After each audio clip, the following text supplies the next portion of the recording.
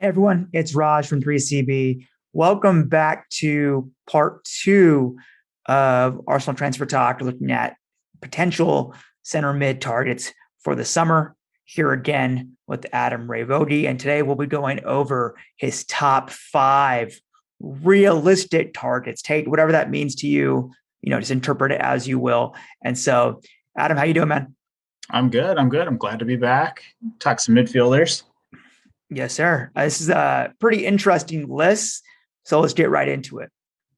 So the first one, obviously, here is pulled up Douglas Luiz from Aston Villa.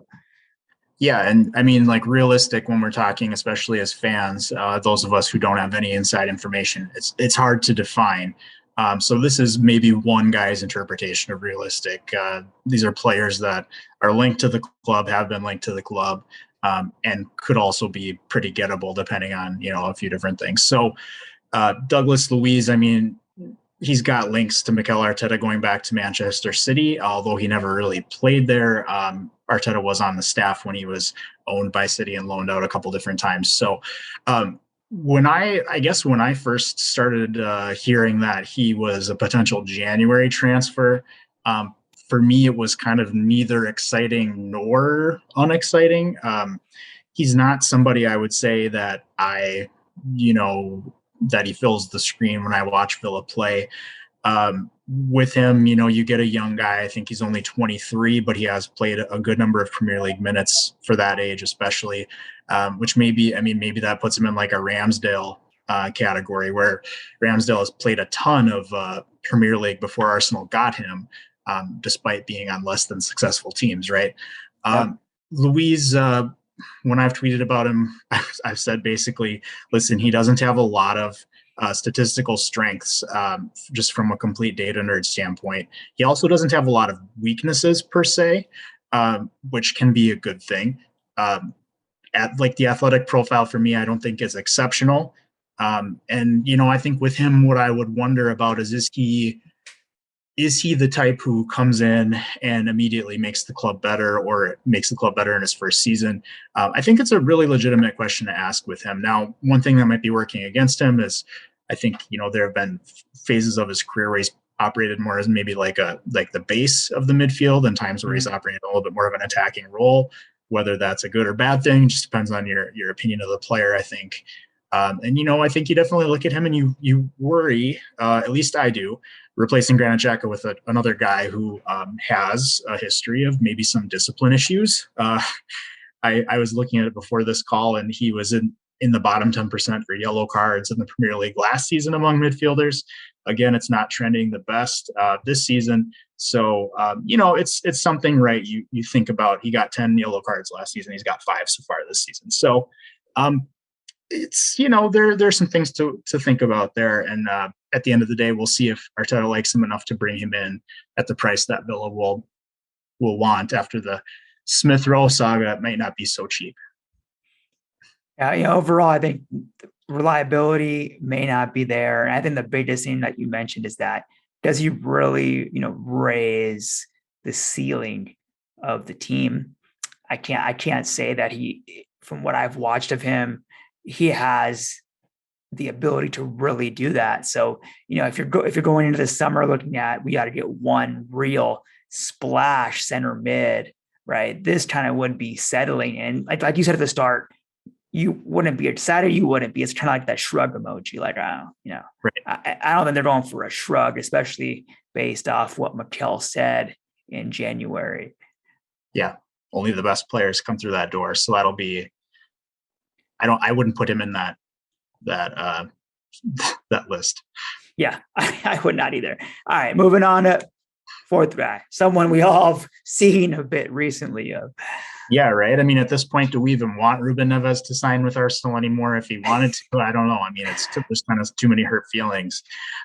So Ruben Neves, I mean, I look at him kind of historically as a much stronger defender than this. I think he's been deployed a little bit more as a little bit more of a forward position, for not as a forward, but more an attacking mindset than he has been for Wolves traditionally. But if you're looking for a guy with some really outstanding qualities, I mean, just watch him for like 3 games and you'll see that he might be one of the best long passers in the Premier League, maybe the best long passer in the Premier League, and that shows up in the past couple of games against Arsenal specifically. Had a couple of times when they gave him space and he made them pay. Absolutely. It would be interesting to ask if the transfer links with him are legitimate. It would be interesting to ask what role would he play, because I think with Wolves against Arsenal most recently, he was in a 2-man midfield with Moutinho, but he also has been kind of that central base midfielder and 3-man midfield before, and that's kind of, I mean, I envision him a little bit more in that role, like as a deep lying playmaker, but that's what I would think about Xhaka too, and he's been pretty good as an 8. So I don't think Neves is a ton more athletic than Xhaka. I think he is more athletic. I don't know if he's necessarily like elite, but he is, he's a vocal player. He's a leader. He's consistent. He's, you can count on him if you want to talk about reliability. He gets dribbled past a lot though. And I think against Arsenal, the stat was 5, got dribbled past 5 in that second meetup that we just had with them. So there's he's got some great superpowers, and Arteta has shown in the past that he can exploit those or really take advantage of them, I guess would be a better way to put it. Yeah, I think that's what really stood out to me as well was, I mean, you can see that gap right there, the dribbles past 90 this season. And it wasn't just the fact that he had dribble pass, it was the manner in which he got a dribble pass. And he was really lunging out there, just poor technique on his defensive positioning and trying how to take that ball away when he was going in. Now, is that something that you can potentially teach to him, right? Is the question moving forward. And can you teach him to be a little bit more positional? Because he shows those characteristics on the offensive end, right? He shows that awareness. So, but that's still a question, especially like how Arsenal want to play, right? In possession, higher up. You can't really have these midfielders who are getting beat in transition that easily. It just opens you up to so much risk in that regard. So that's the question mark for me. I mean, his offensively, his long balls, his technique, his ability to pick out balls. I mean, even his ability to kind of creep up into, in front of the box and potentially offer a threat is certainly dangerous. It's all about, in my opinion, what Mikel thinks he can do and balancing that profile a little bit. And here's kind of a, I don't know if you want to call it damning, but here's a pretty bad stat on Neves. So as of today, he and Allen of Everton, they are the only players to be dribbled past more than 50 times in the Premier League this season, 52 each as of now. Interestingly enough, I also just looking at who has attempted the most tackles on players that are dribbling. Neves is 3rd. He's attempted 70. He's been dribbled past 52 of those times, which means about a quarter of the times that he's tried, he's succeeded. So I was just curious, and I looked at other players who have attempted the most dribbles. So let's just say, let's just look one spot above him. Stuart Dallas from Leeds has attempted 81 dribbles, and he's been successful 44% of the time. So it's not that's not a very friendly stat for Neves. And of course, if he does make a tackle, he cannot celebrate it. So absolutely not. No. All right. Moving on from Neves. That's always sparks a lot of interesting conversation, especially on Twitter. To the one and only. Yeah. So Renato Sanches, I mean, talk about like the ultimate bittersweet acquisition if you were to sign him. And all indications are that he is gone. He's a ghost from Lille after this season. Look no further than his performance against Chelsea if you want to see what he could bring to the Premier League. I mean, that was a Champions League Chelsea side. That was not a rotated cup side that he went against. And in an otherwise pretty droll game for Lille, including, my guy, Jonathan David, he was a total screen filler. A lot of these stats have typically not been this good for him, whether he's, trying to play for the new contract or whatever. He's been outstanding for France, and this is in almost 1,000 minutes, right? This is close to 11 full games. The dribbling is outstanding. The pace, I mean, if you're one of these people on Twitter who talks about pace and power, he's got pace for days. I think he would instantly be one of the fastest players in the Premier League. It's just a conversation that I know even you and I have had on Twitter before. Availability is so important. It's been a major flaw in his game, or it's not really about his game, but in his career. And he just, recurring injuries.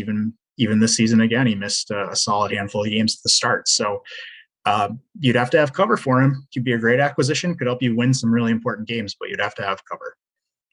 Yeah, absolutely. And that's, I think, always been the key issue for him throughout his career, right? Is availability. Can his body keep up? Pretty much, his injuries ended his chances at Bayern before they ever started. He was just dealing with constant hamstring injuries.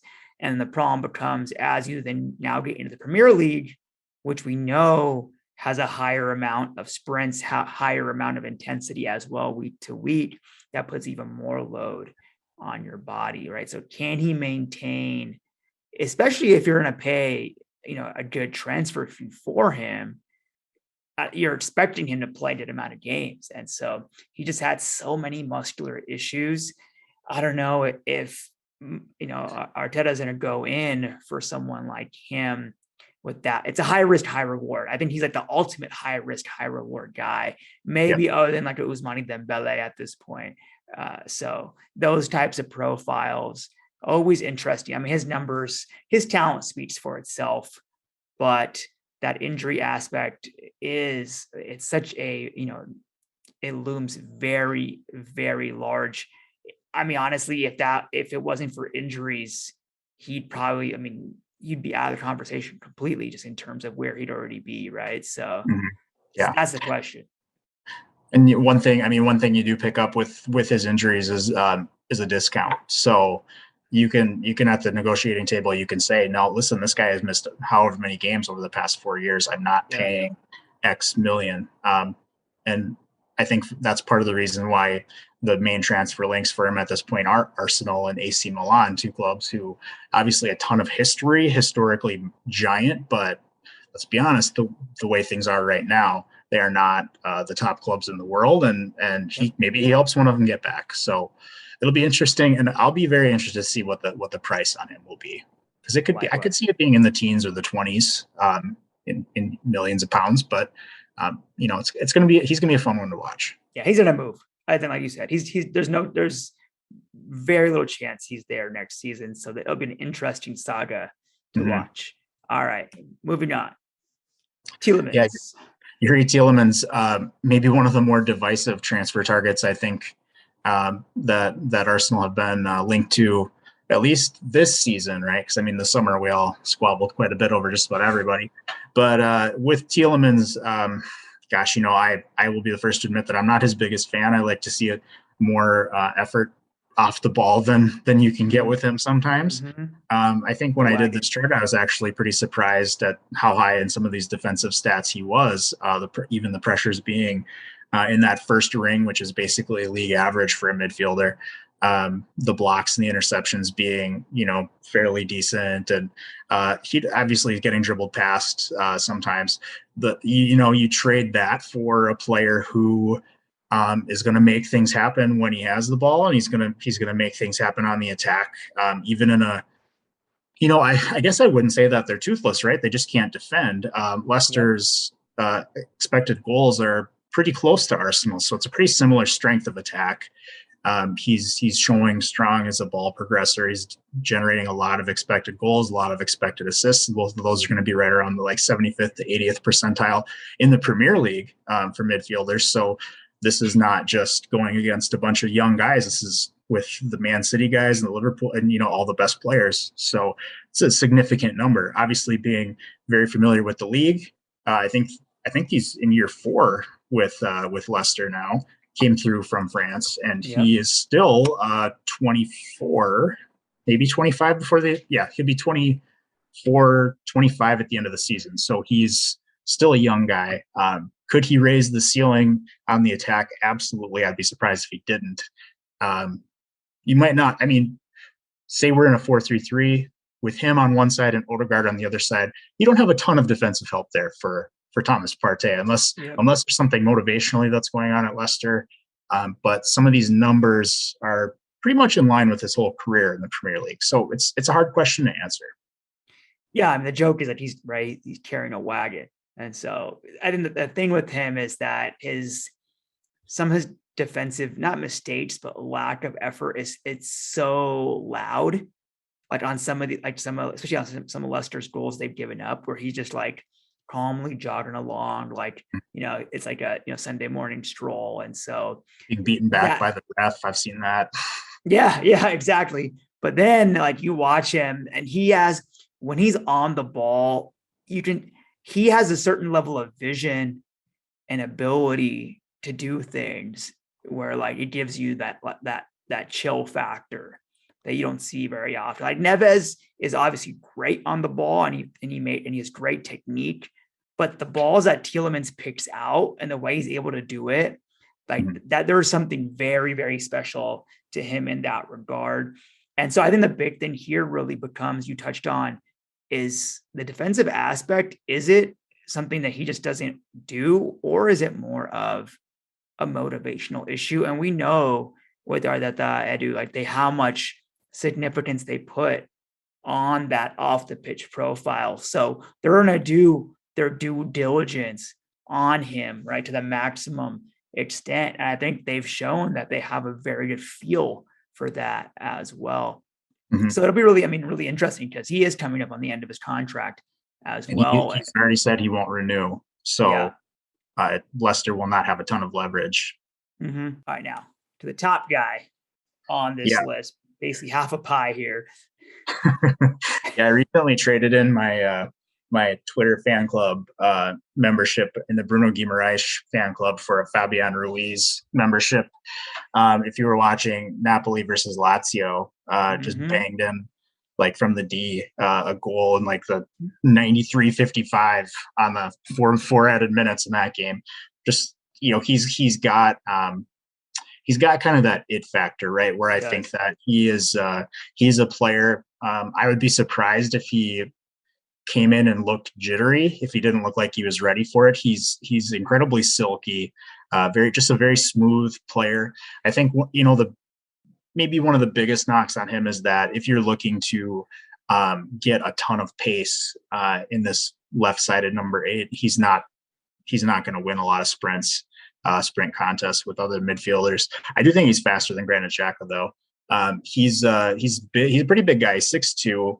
And just like I said, you give him the ball and he can make some things happen, make some really nice passes, he take the more of those like Xhaka boom type of shots and actually score them than we're used to seeing from the Arsenal midfield. And like, look at the bottom right part of this map. So touches, he's taking like, among the most touches of all midfielders in the top 5 leagues, right? And he's still above the 70th percentile in terms of how often he turns it over. Those turnover stats are not adjusted for possession. That's pure possession. So there are guys who take 50 touches, 60 touches a game and turn it over more often than him, who's like sometimes 100. So a player that I really like a lot. Another one who has told the powers that be above him that he is not extending his contract. It'll be in his last year, starting in July. So Napoli, although they love to negotiate, they won't have a ton of leverage. There was a report, I don't know how credible it was, but that he could be had for, it was like 18 million pounds or something. I would do that in a heartbeat. I don't even care if I need a midfielder. It'll be a question with him of who else is in, because he is Spanish. Barcelona could make a move for him.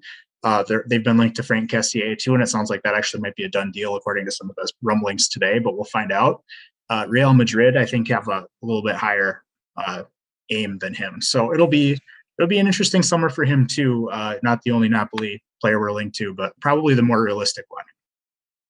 Yeah, and like you said, I mean, the numbers for him speak for himself, for how secure he is on the ball, the quantity of touches that he has, is pretty incredible. And I think something that you also mentioned quickly is that, one, his goal took Napoli to the top of the table, so he's the guy who wants the pressure, right? He embraces that pressure, and that's big in the Premier League. Like there's so many eyeballs on you, especially now when you're coming to a bigger club. And so the question is, again, you touched on this, is competitively, who's going to be in for him as well. I don't know if I believe that 18 million mark, but we'll see. We'll see in that regard. I think his profile, especially now with Napoli being in that title race, is only going to go higher and higher. And so the one thing we didn't really touch on, what have you seen from him from on the defensive side of the ball? Yeah, I think that he's not